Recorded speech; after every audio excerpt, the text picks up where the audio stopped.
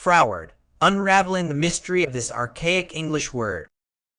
Froward, a word that might make you pause and wonder. Is it a typo? A mispronunciation of forward? Let's unravel the mystery of this intriguing term and add it to your advanced English vocabulary arsenal. Word type, adjective, pronounced as fro, weird, with the stress on the first syllable.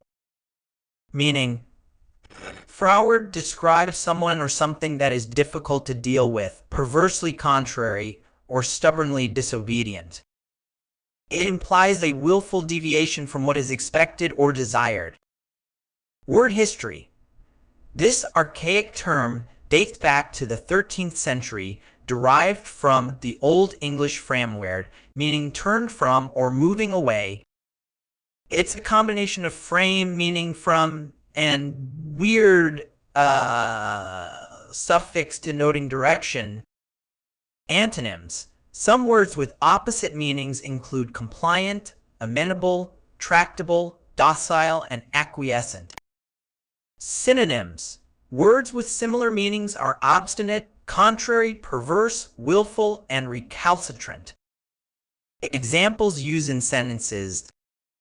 The froward child refuses to follow any of the teacher's instructions, disrupting the entire class. Despite numerous attempts at negotiation, the froward politician remained unyielding in his stance. The company's froward approach to customer service led to a significant decline in client satisfaction. Common errors in use. Due to its similarity to forward, people often confuse the two words. Remember, froward relates to difficult behavior, while forward typically means ahead or onward.